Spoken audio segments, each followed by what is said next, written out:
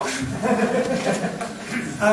lords, ladies and gentlemen, which is very optimistic because I believe there's a heavy whip in the lords tonight, so I don't know if we've got any lords, but the rest of you welcome to this evening, to this debate on 20 years of campaigning to ban landmines. My name is Nigel Elway. I run the all-party parliamentary group on landmines and unexploded weapons of conflict, and my chairman, Pauline Latham MP, is somewhere in the audience. I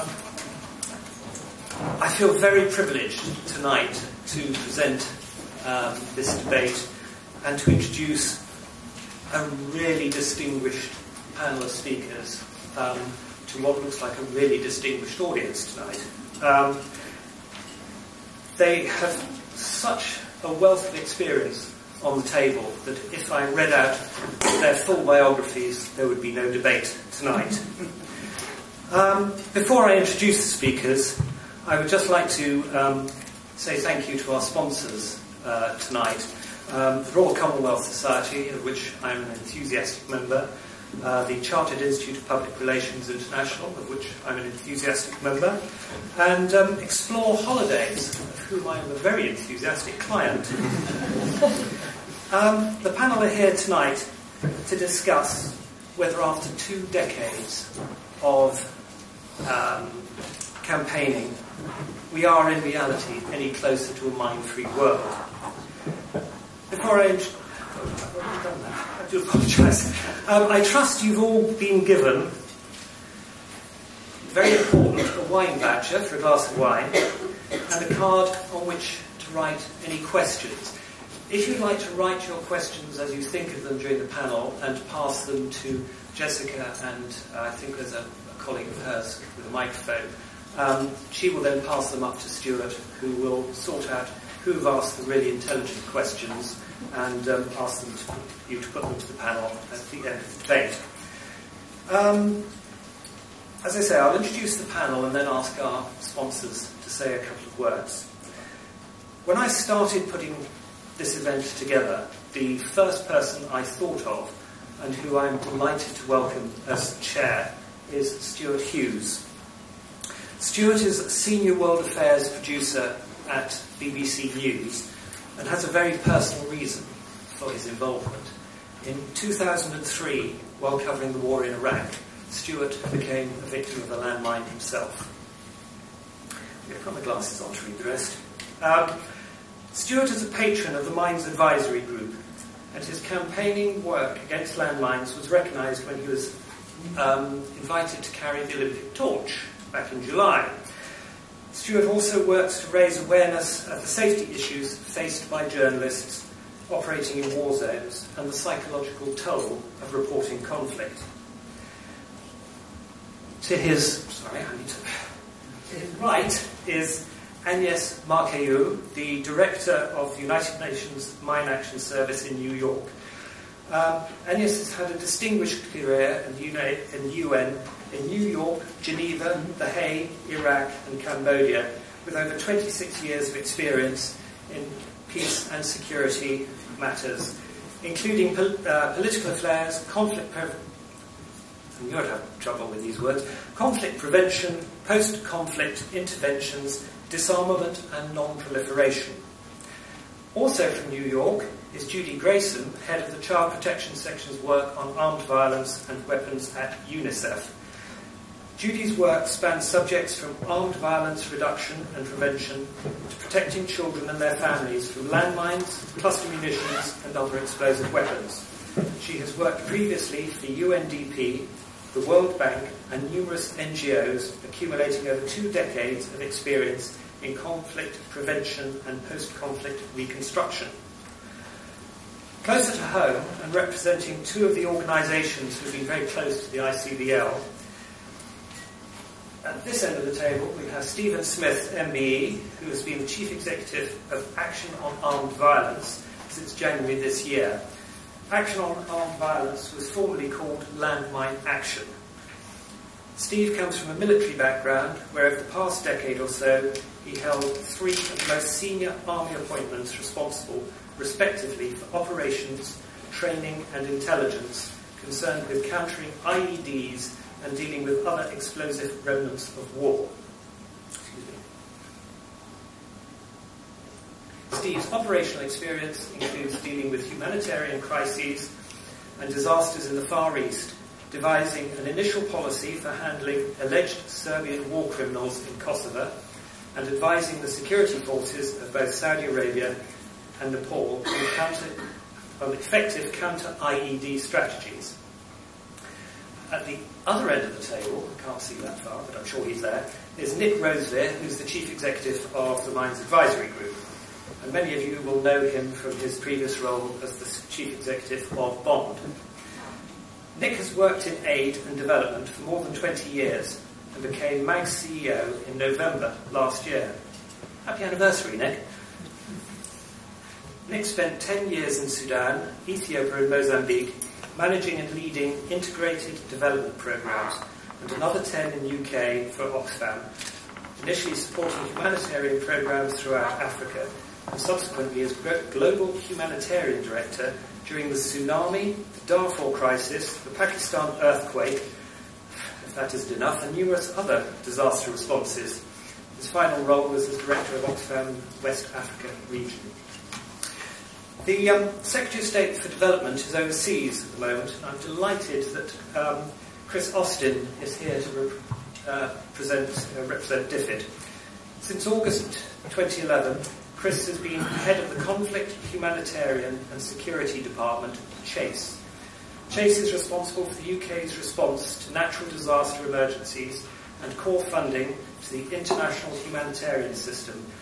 For DFID's role in the UK government's building stability overseas strategy, including the conflict pool with the FCO and the MOD, for policy advice on security and justice issues to DFID, country offices, and for DFID's work on tackling violence against women and girls in developing countries. And finally, we have Professor Peter Wells, who is chair of the Scientific and Users Advisory Panel, the independent body charged with providing scrutiny and advice on the research projects selected by Find a Better Way. I missed a paragraph, forgive me. Find a Better Way are the charity that we're supporting here tonight that was created by Sir Bobby Charlton, who was supposed to be our guest speaker, and I'm afraid has sent his sincere apologies, particularly to all you football fans. We do have John Eads, their chairman, and several of their board members here tonight, and I urge you all to read their material, talk to their board members over a glass of wine, and donate large orgies of money to them before you leave. Professor Wells is a distinguished research professor in the School of Engineering at Cardiff University. I'm now going to hand over to our sponsors for a quick word from them. Danny, would you like to? Hello everyone, I'm Danny Sriskandarajah. I'm the Director of the Royal Commonwealth Society, and I wanted to say a quick welcome to you all. For those of you who are members of the RCS, you'll know us well. You'll know that we have events like this every week of the year, pretty much, covering some or other international topic. You'll know that we have a fantastic restaurant, business facilities, a bar, and we try to be the club, the society, the community of people in London who are interested in the world. And so I can't think of a more important set of issues than this one for us to be discussing, particularly because, as Nick reminded me, we have a long connection with this issue, including hosting the Princess of Wales many years ago on this very issue here. So we're really delighted that we can play our part in hosting this event, and I hope it's a good one.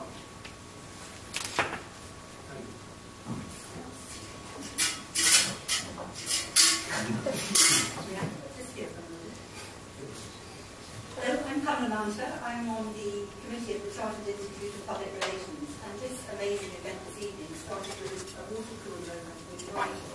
And I said, what are you up to? And he told us. And I said, oh, come and talk to our members. And then it came through. So it is marvellous to see so many of you here this evening, and thank you very much for coming. Huge thanks, of course, to the Royal Commonwealth Society for hosting it with us, and of course to ICBL for sponsoring us. This is a really tremendous opportunity. So, a little bit of an ad for us. CIPR International is the sector group of people who have an interest in international affairs, international development, and want to develop their public relations deploy, and we have seminars, we have conferences, we have webinars, and we have physical events like this. And now to the important part. We decided that we were going to make this event free. And we're very glad that we made it free because it has encouraged a lot of you to come, I think. What we would like you to do, what we hope you'll do, is fill this bucket with donations for the charity. Thank you. Good evening. My name is John Telfer. I'm one of the directors of Explore. I'm not here to go into details of what we do as a company, but rather explain why we're one of the sponsors, which you might think rather curious for a tour operator. Ultimately, I've got to thank Nigel, who was on one of our trips, went to Cambodia, and he said his eyes had been opened following a trip to, I think it was Siem Reap, and something talking about the issues with landmines. Now, as a tour operator, we run small group trips to 130 odd countries, in many areas which are affected by landmines. Burma, Syria, Colombia, Cambodia, just to name a few. Now, all our groups are escorted by leaders. I was one once myself. And at the end of a 2-week trip, what I want our groups to do is to understand their country. The good, the bad, the beautiful, and the ugly. Now, going back to Nigel's trip to Cambodia, Angkor Wat, I don't know whether you've heard of it, but one of the most fantastic archaeological sites on the planet. But Cambodia is a harrowing past which reaches into the present. With all the unexplored ordnance. What I want is our customers to understand both the past and the present, and we're happy to support any initiative that ultimately helps local communities, as what Nigel is doing right now for all the people out there and elsewhere. So, thank you. And over to you, Stuart. Thank you very much. Good evening, everyone. Thank you all for coming, and thank you to our panellists. Thank you to Danny and his team for their hospitality. I'm aware that this is a huge subject. We've got 20 years of mine action to talk about. We've only got a very short period of time to do it. We are running slightly late, but I do hope we will all have a beer in our hand by pretty soon after 8 o'clock. So apologies to my panellists. If I glare at you with a stern look, that means wrap up so that we can move on. And I am keen that we get questions from the audiences as well. If you haven't got a card, just there should be somebody circulating. So I'm keen to have as much audience participation as possible, and I'll ask as many questions as I can before the end of the evening. Agnes, I want to start with you by addressing the subject of our debate. Is a mine-free world a realistic goal? Let's save time. Yes, if. I will give you an example. Afghanistan. We all remember that Afghanistan was the polluted country, like Mozambique before it. And we never thought that one day we would be talking about a mine-free Afghanistan. Well, Afghanistan is going to be mine-free in 10 years from now if we support the efforts that they have committed to putting in. They are a party to the Ottawa Treaty, that treaty which is 20 years old now, and which is 15 years old and sustained by a campaign that is 20 years old this year. And Afghanistan has designed, together with the United Nations and our partners, they all on the podium, a very serious, credible plan to clean up the country in 10 years, thereby abiding by their obligations under the treaty. When you are party to the Ottawa Convention, from the time you ratify the treaty, you have 10 years to clean up your territory or the territory under your control. And today we're talking about Afghanistan being mine-free. If we help them, and helping them not in a I would say paternalistic or maternalistic way, but if the international community continues to invest properly, $80 million a year for the next 10 years, and $80 million a year for people like us, it's plenty. For a country, not so much. And if we raise for the Afghans $80 million for the next 3 years, in 3 years we will have achieved 50% of the cleanup of Afghanistan.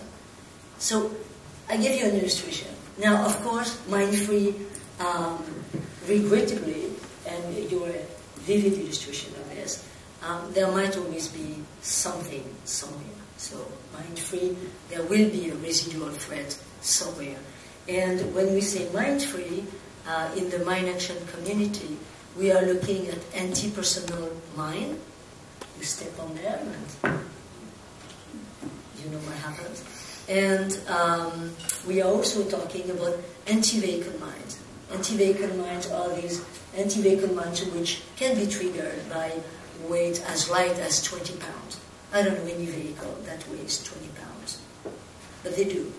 And when a bus, like last week I was told, with a great deal of emotion, a bus in Afghanistan again, 37 people, women and children, going to a wedding, they blew up on a mine. That we need to continue to clean up. That's outside the confines of a legal document.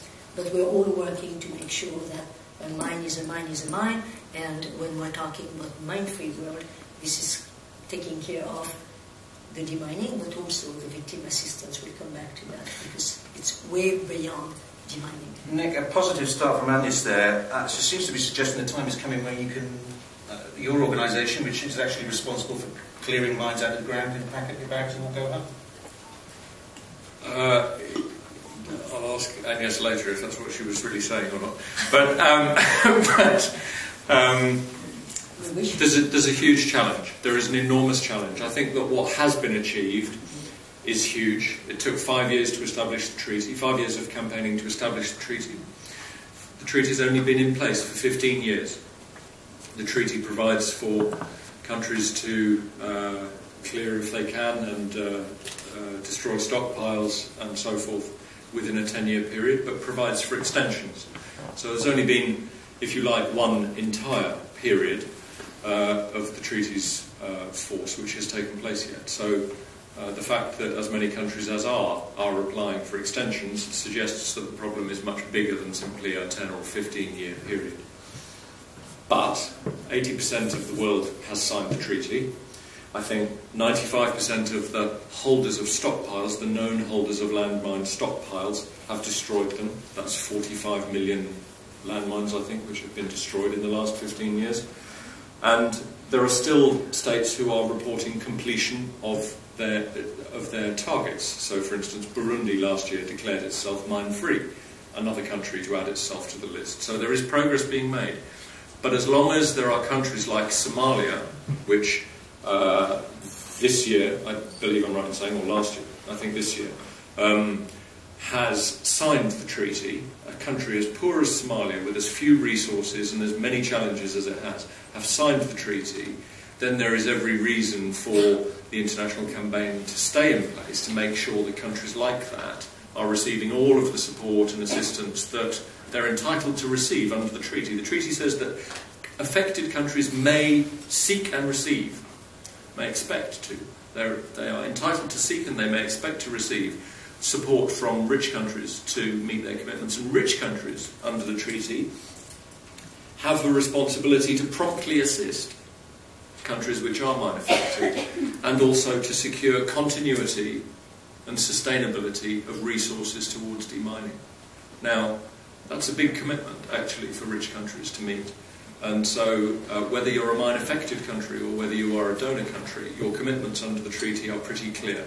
And as long as there is a fairly long list of countries who have not yet reached their commitments under the treaty in terms of clearance of landmines, then the campaign must stay in place. You mentioned extensions there. That's something I'll come back to because it is something that has relevance to the UK. Judy, you wanted to make a point? Yes, maybe looking at it a little more philosophically.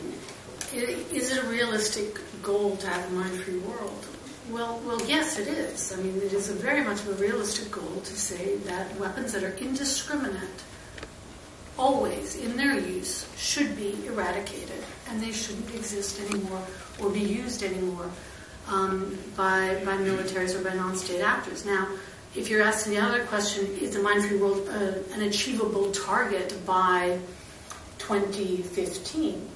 That's a different question, but an achievable goal? Yes, I think it's an important goal to keep in mind. And I can remember back in the late 80s being with Raymond Grohl, the founder of Mines Advisory Group.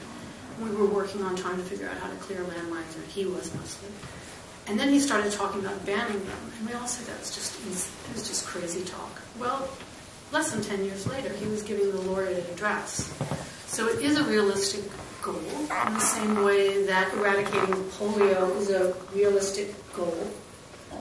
And the interventions of financing, political will, discrimination, and a few other factors will delay the achievement of it. But I think that it's a goal that's very important to always keep it in the forefront of policies.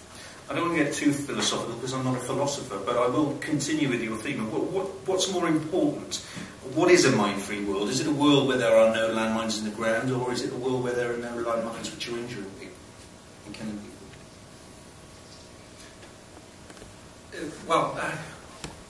I think in terms of coming back to Nick's statement, mine is a mine is a mine, I think there's an interesting interpretation on that, because having come to this organisation relatively recently, as recently as January this year, I was somewhat surprised to find that the Landmine Monitor, the document that records the casualties, progress, where states stand with their progress against the treaty, I was interested to find that the casualty figures it represents include victim-activated IEDs as well as landmines. That's quite an interesting point, because in 10 years' time, it's quite possible, of course, that Afghanistan may well have found themselves free of landmines, which in most respects would be former Soviet landmines laid during the 1980s principally. But what about the IEDs that are being laid by non-state actors that in the monitor still create those casualties? And the difficulties there being these are not mapped, they're not easily discovered, they're now being made deliberately so that they can't be detected. The people who laid them probably have been killed and moved on and have no interest in revealing where they were. It's a completely random pattern. And of course the individuals that laid these sorts of things aren't governed by international laws, the international agenda. They don't want to listen to that sort of thing, it doesn't affect them. So in terms of a mine-free world, where do we start and stop with that? Does Afghanistan stop in 10 years' time because all of the professionally manufactured green-painted landmines have disappeared? Or does it stop 20 years beyond, when they still top, or still continue to top the list of the countries causing, or where most landmine casualties, so-called, can be inflicted? And there's a whole range of weapons, which is the focus of Steve's organisation, Action on Armed Violence, outside the Ottawa Treaty. How do you deal with that?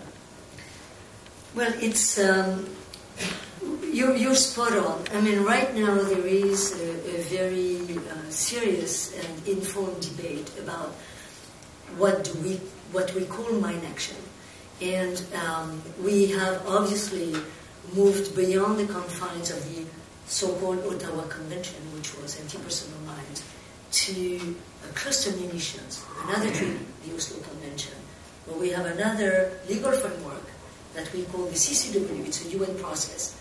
This UN process has a legal instrument that deals with explosive remnants of war, everything that is left after a conflict and that has the potential to kill, injure, impede socioeconomic development and has disastrous humanitarian consequences. And we are now looking at IEDs, which I personally call the new weapon of choice in the new theaters where we operate. So mine action goes beyond what we used to talk about. And I would say, generally speaking, what we have to do is leave the legal frameworks and the diplomatic discussions and efforts to those who need to establish the laws and the frameworks. We need that. I'm a lawyer by education, and I certainly believe in this. However, when we are on the ground and we are facilitating the deployment of UN missions, humanitarian workers, when we are helping local communities to regain their grounds, refugees, returnees to come home if they still have a home, people to come back to vote because we have created the space for elections, or kids to go back to school like we've done in Libya. we are way beyond the confines of a legal framework. We are responding to the needs of the people. And this is where we are looking at a people-centered approach. That's the way I would call it here. And we are looking at IEDs. IEDs, the first thing we say is clean up the mess. And you are shutting down the access to those explosives that will be turned into a car bomb, a suicide bomber, a roadside bomb, whatever. It's much more complicated than this. But at least if we can do that, we will do it and we'll respond to the needs of people. Nick, if I'm in Somalia or Iraq and my leg gets blown off, I don't care whether that device is inside the Ottawa Treaty or outside the Ottawa Treaty. All I know is that my leg's missing. Of course. And MAG doesn't discriminate in the work that it does either. That would be an indefensible position morally. If we are engaged in demining work and we come across unexploded ordnance, which we very frequently do, then of course that's a part of our demolition and clearance activity as well. I think there's another issue around this, which is whether or not MAG and an organisation like the Mines Advisory Group, which was clearly by its name established initially in response to the landmines scourge, whether or not MAG over 22 years of its life has a responsibility, having learnt what it has from operating in conflict-affected zones, whether or not it has a responsibility to use that experience and knowledge to impact upon other dimensions of the creation of safe and secure environments for people, beyond simply the disposal of landmines and unexploded ordnance. And I think that we do. I think that ethically, an organisation which has acquired an understanding of how small arms and light weapons may influence the stability and security and safety of civilians and disrupt their lives, if we've come to understand that and come to understand how we could have a positive impact on improving security and safety for people by working on small arms and light weapons issues, then we should. Similarly, the control of ammunition stockpiles, the management of them, the storage of obsolete weapons and so forth. So we work with some quite unusual and on occasions uncomfortable partners, if you like.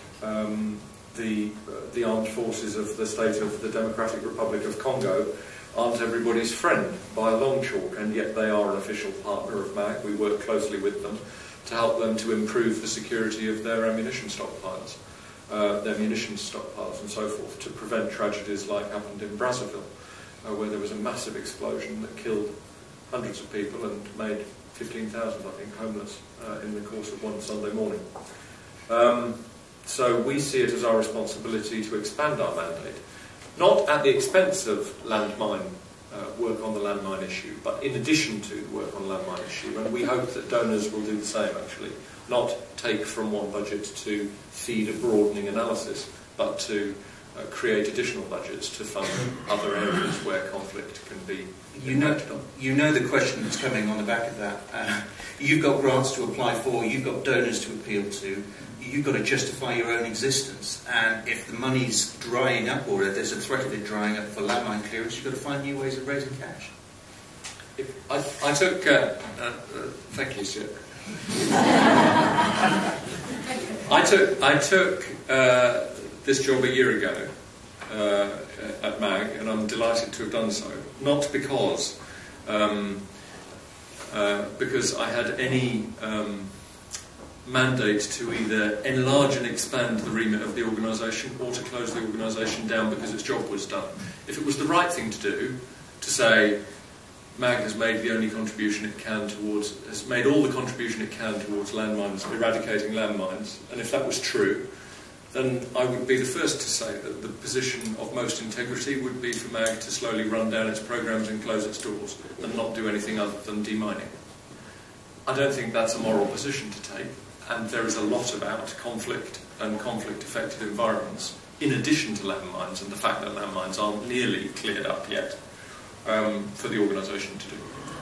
Yeah, I cannot be suspected to work for money, although it's always good to get some to operate.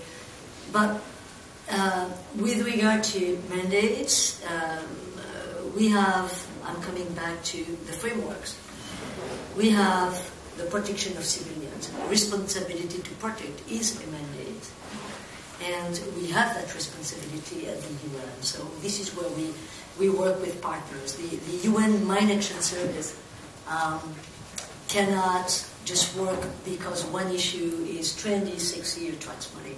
We are really operating within the confines of very serious mandates given to us by the Security Council. And when it's not a Security Council mandated operation, we have other mandates like the Millennium Development Goals, where we are here to sustain facility development. We have that responsibility to protect, which makes the UN system on mine action as diverse as human rights and UNHCR, the refugees, or humanitarian affairs. But the World Food Programme, all these agencies are here to serve the people and to enhance or ensure and enhance from their own angle the stabilization of a country, the stability of a country, in order for development and to take off and reconstruction to take off. So I would say that I really, I'm not a substitute for MAG or surrogate. However, I must say that for that, MAG and others, Action Against Armed Violence, a lot of NGOs, Hello Trust and others, are our partners, because we the UN, we are facing a world that is too vast, that needs too many skills, too much equipment, and we do work with our implementing partners, and that's why we do that. What I would like to say for later is that we seem to be focusing on the demining, clearance, and destruction aspect of it, which is what immediately people think of when they think landmines, mine action. But there's much more to mine action than just taking that stuff out of the ground or destroying a stockpile. We will come back to that. Chris, I just want to ask you, because Agnes mentions certain causes being trendy. It is a fickle world. Do you sense that the international community is still focused on mine action, is still aware of the importance of mine action, even though the Ottawa Treaty has been signed for 15 years? I do, actually, and I want to say, maybe it's a challenge back to the ICBL and the people in this room. There is a really good moment now to land political commitment for a mine-free world, and we could debate what that means. I go with your second suggestion, Stuart, that it's a world where people aren't going to be at risk of serious injury or economic or social cost from mines. So it might not be every mine in the world is clear, but it's not getting in the way of people having a safe and healthy life. Our Prime Minister is one of the co-chairs of a high-level panel that's looking at what succeeds the MDG framework after 2015. He said, and I think his three co-chairs very much agreed, that it needs to go beyond the broad social indicators in the current framework and talk about absence of conflict, everybody being able to enjoy proper security and justice. And I think there's a really important space there for freedom from landmines, freedom from other things that purvey conflict to be in there. So I'd say it's very much at the top of the political agenda. It's very much on the UK's mind. I should have started by saying Alan Duncan, who's the Minister for Development, who covers humanitarian aid and landmines, was very sorry he couldn't be here today.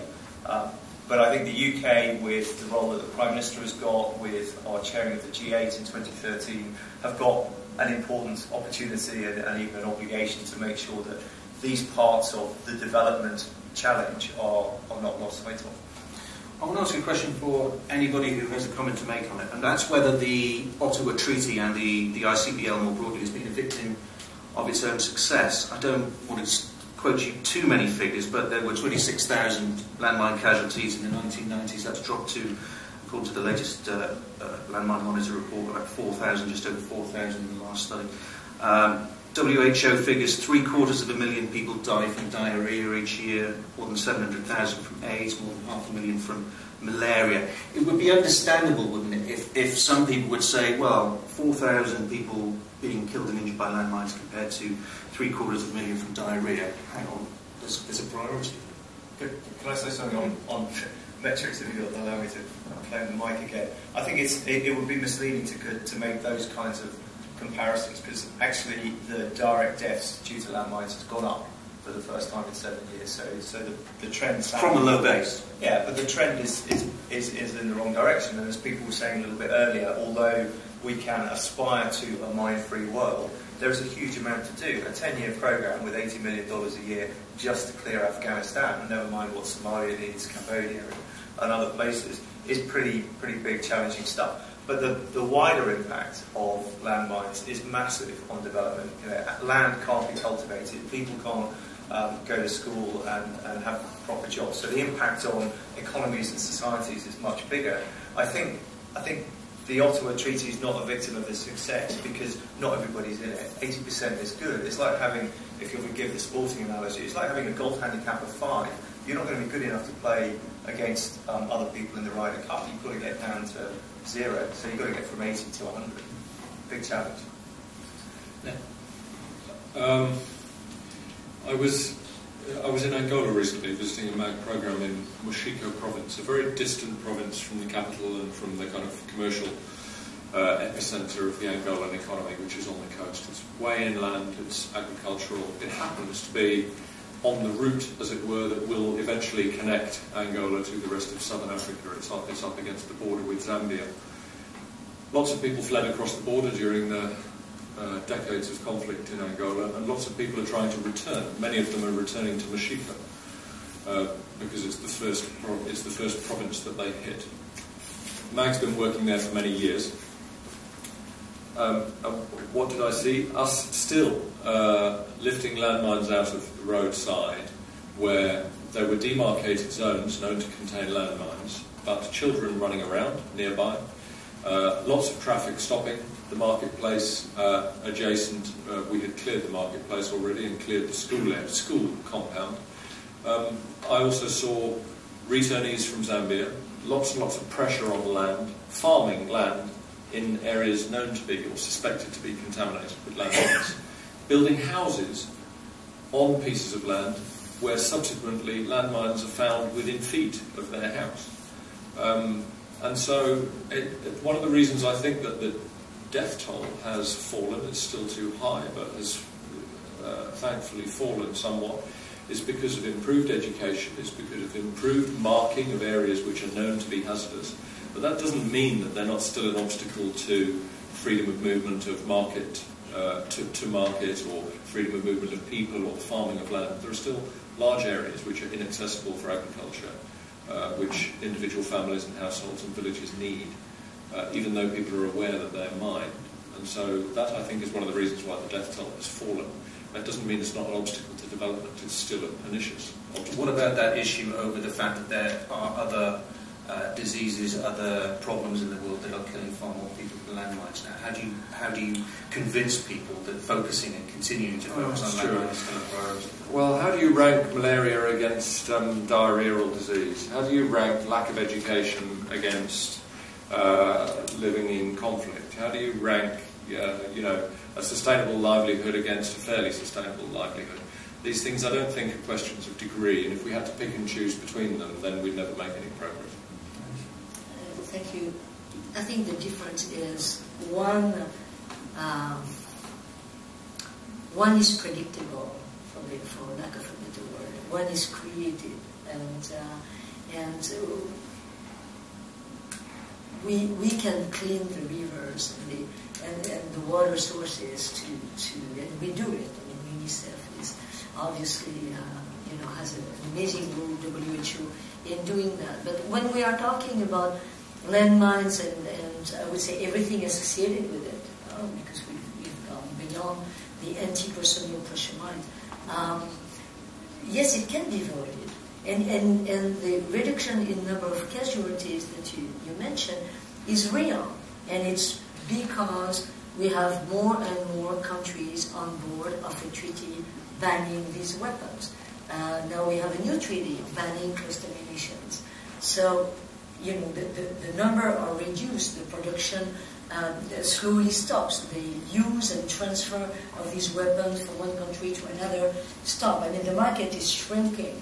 the education that we carry out, UNICEF, everybody, this education has an impact.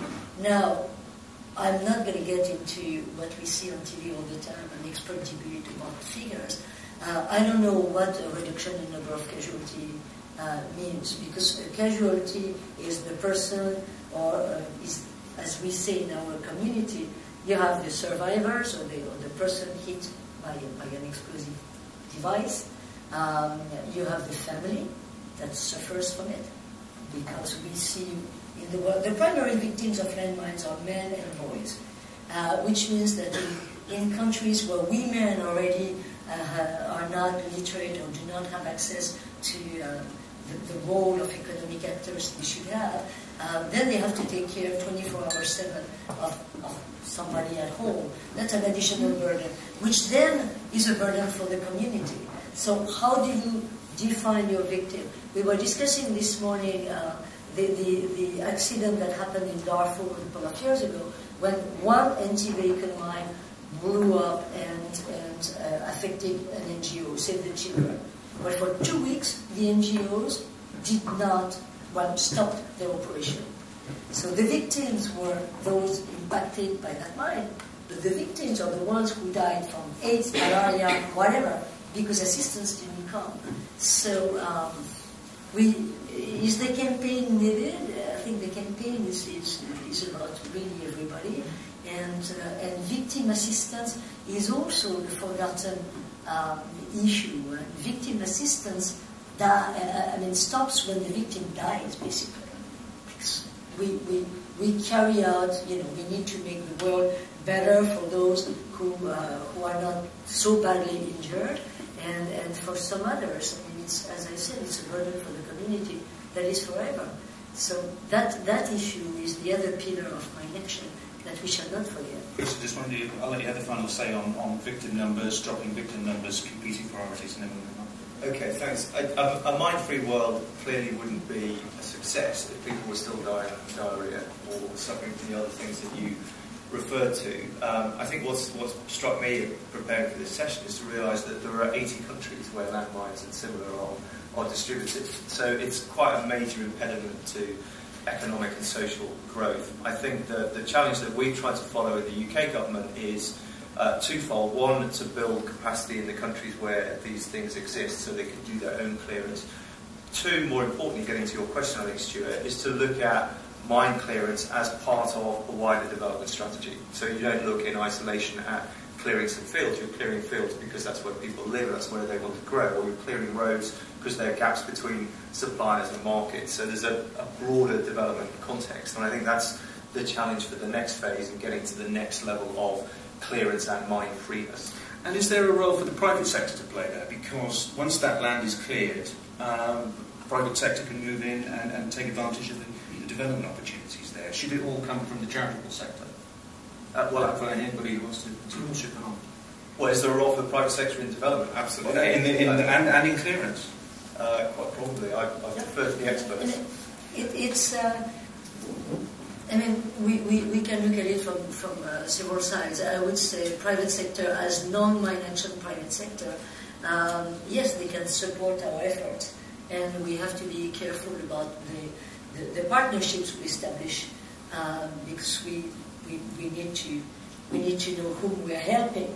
There are countries in the world where we realize, and we were in one not so long ago, that actually when we help clear the zone is immediately sold by the government, not returned to the people, but sold by the government as a business concession. We need to look at that. Commercial operators, we have international mine action standards that are established. We have extracting companies that are actually doing some clearance operations. We would have to imagine a world where these commercial companies are also supporting the sustainable development of a community, and not just coming to clear and build their buildings. So we see Brazzaville. Now they want to clean up, deeper into the ground, because some country came with a huge investment for a big hotel.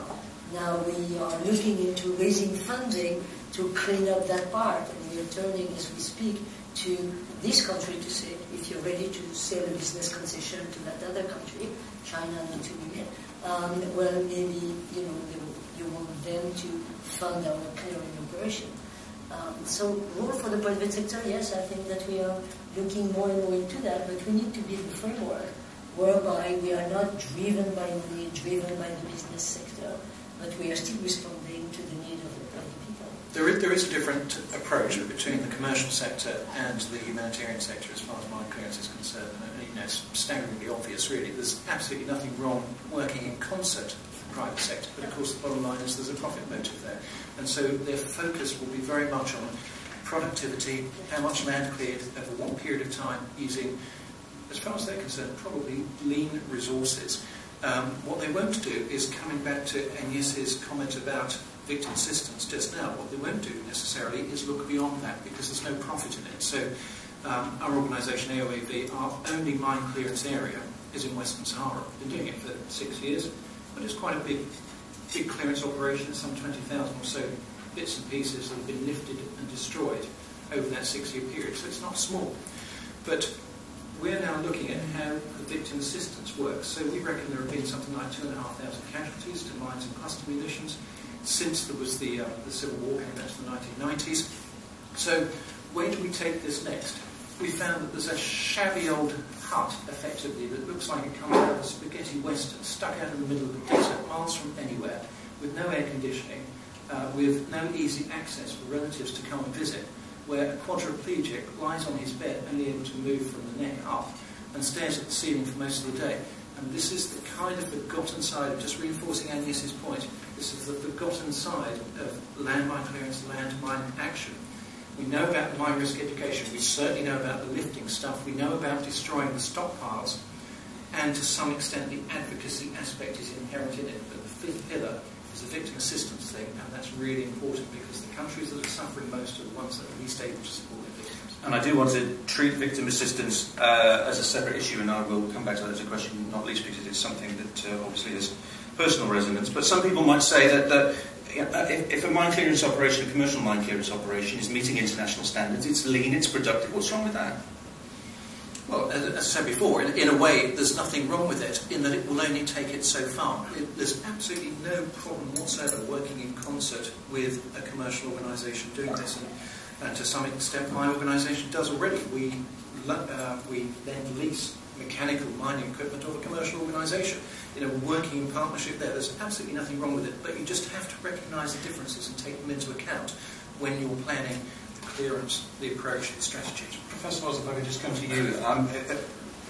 Cheaper landmine clearance, smarter landmine clearance. Your organisation, Find a Better Ways, is very focused on finding new ways of clearing landmines, which, as Nick has said, he talked about lifting landmines out of the road. It's still a pretty labour-intensive business. Yeah, well, let me first of all apologise for not being Sir Bobby Charlton. I'm sure he you really came to see, apart from the other panel members, and certainly not me. Find a Better Way was started by Sir Bobby Charlton because he saw the consequences of these landmines, the impact that it had on poor communities. And our focus is very much on humanitarian landmine detection and clearance.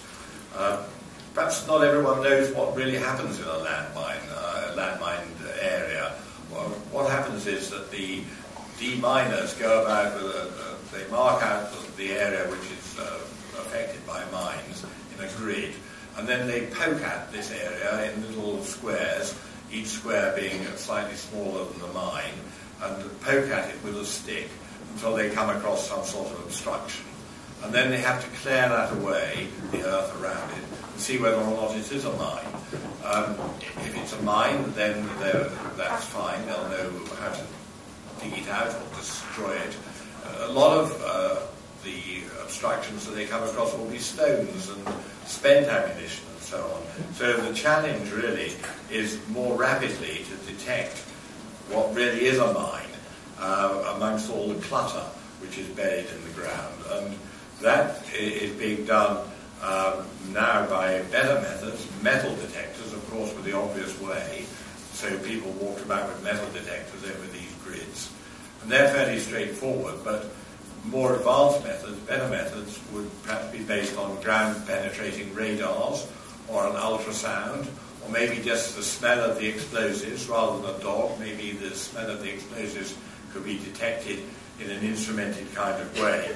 And so what Find a Better Way is concerned with is trying to make the detection of landmines from the clutter and the characterization of the landmine more reliable, so as to keep the injuries to the personnel to the acceptable minimum, and at the same time to speed up the whole process. And it's really solving that practical problem at the ground level. It's all very well having international targets and legislation and so on. The reality for the person on the ground wanting to farm a field which has landmines in it is that they have to be cleared. And that's what Sir Bobby Charlton set up his charity to try to accelerate by sponsoring research. And we have very limited numbers of ways in which we can detect landmines. And it would be great if people could think of new ways, and if they could, then Find a Better Way would be interested in supporting them.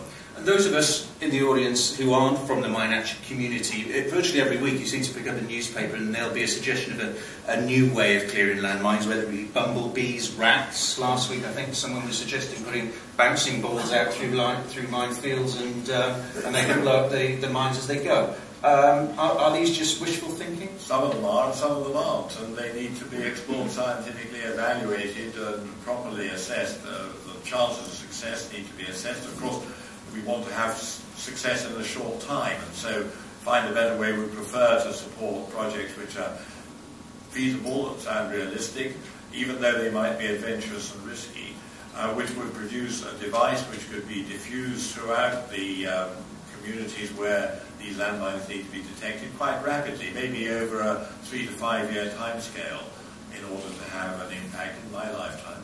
Nick, can you find a better way? I'm sure that there are better ways of doing it than are available to us at the moment, and I think one of the most heartening things about Find a Better Way is that, whilst we're talking about the private sector, is that it is very heavily supported by the private sector. The investments that have been made in Find a Better Way have been corporately, socially responsible ones or charitable ones, but largely from the private sector, and I think that's interesting. Where there is radar technology, infrared technology, and so on and so forth. There are commercial producers of that technology who are helping to support Find a Better Way. Of course, it needs other charitable donations as well from the likes of this audience. But I think that R&D, so to speak, is something that charities like MAG can't seriously finance.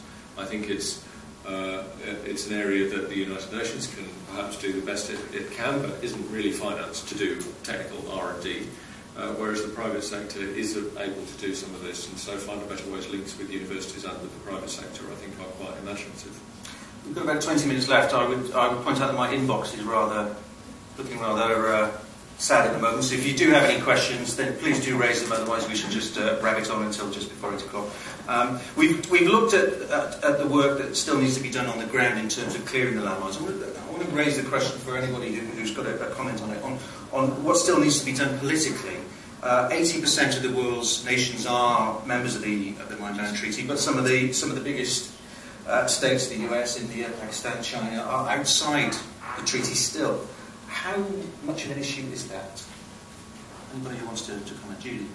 I think in terms of moral and political leadership, it's definitely an issue. I mean, the ICBL and the landmine movement will continue until all countries are on board. But there are interim steps that can be taken. For instance, most of the countries that are not signatory are in compliance in many or all ways with the treaty.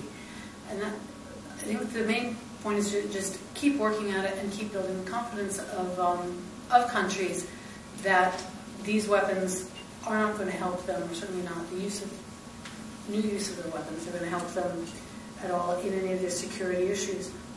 And it's not, it's not always an easy argument to make, especially for countries that feel very threatened. But I think it's an argument that's important, that was successful in enough countries, in 80% of the countries, and they weren't necessarily easy. I mean, it was just this year that Finland became the last country in Europe to decide that it would join the treaty. And that's quite a long time for a country for their defense forces to contemplate security with Russia, which was a concern, and to go through the whole process of making the determination that, in fact, not only did they not need the landmines, but that they would clear them within 10 years. So we keep seeing incremental progress, and I do think that it will happen, at least a complete non-use of this weapon. But at the risk of offending some of our friends from the Commonwealth Society, I'm not actually that concerned that Tuvalu or Tonga are members of the Mine Ban Treaty. I'm concerned that the US, India, and Pakistan aren't. And those are good things to be concerned about, which is why the ICBL needs to keep working the way that it is, and the United Nations and the countries that are signatory to the treaty keep making the case for how they have been able to manage to live in security even without using this one weapon. Our colleague here from Fight Better Ways. Extremely interesting what's been discussed in my communities. Well, we read every day in the newspapers. Excuse me, here we are. We read every day in the newspapers that mines are being laid, people are being injured, troops are being injured, and so on. But a couple of questions. The Afghanistan, 80 million for 10 years. US or pounds, or it is that funded? And the second question, which you can put together, is partly answered across here, was the countries that are not signed up to the treaty. It's very well to sign up to the treaty, and I agree entirely with Stuart. A lot of countries will sign comfortably because there's not a cat in hell's chance, and they will fund it. They don't have the money. They need the money from people like ourselves and other people in charities around the world. So the question is quite simply, which countries are not signed to the treaty? And the 80 million to clear Afghanistan, is it secure for 10 years? Thank you for this very concrete question. The money is not secured. We are raising the funding. One major country has a budget line for pretty much half of this 80 million. It's an annual contribution. What we are discussing right now with this country is the merits of continuing bilateral assistance versus the oversight, the coordination, and the accountability that the United Nations can bring to the table. My own office is in Afghanistan. We have transferred the functions of mine action to Afghanistan, to the country, last April. This is the Afghanization of the program. We're very committed to giving the ownership of the destiny of a country to a country. We are keeping in Afghanistan the residual capacity, 5 international staff only, just to ensure an oversight of the other 40 million that we are raising, trying to raise to support the implementation of the plan. Is the money secured for the next 10 years? Absolutely not. It depends on the vagaries of financial crisis, G8 meetings, and the strategic importance of the stabilization of Afghanistan right now after the withdrawal of international forces. Like I said, we share your enthusiasm for monitoring the world. Our approach is slightly different, of course. We are working on economics. If you find the landmines very simply, easily, and the economics of laying the landmines are no longer viable, although realistically we're doing it, then the laying of landmines will cease by the detection methods we need all of that. We also need, and I'm coming back to the political side of the question that Stuart was asking, we also need to make sure that we do not have any new use of mines in new conflicts. And this is why the international community can really put pressure, and the private sector together with it, because money talks also in the reconstruction of the country.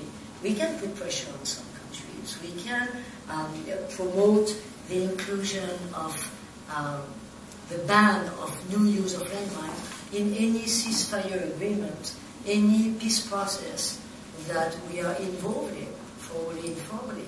We can also, when a country is opening up and has an interest in seeing foreign investment coming back, we can all come back and, together and say, but you have treaty obligations and we want you to ratify.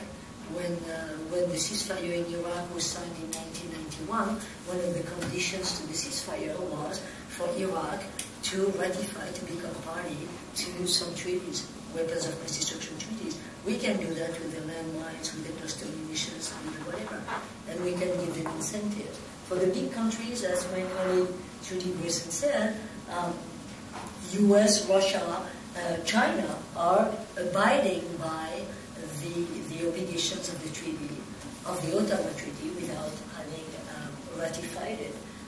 There will come a time when, I would say maybe cynically, when another weapon is going to replace this one, and their stocks are going to diminish, and they will have the means of destroying their stocks, and they will join, and they will replace the DMZ between the Koreas with something else. That's real politics.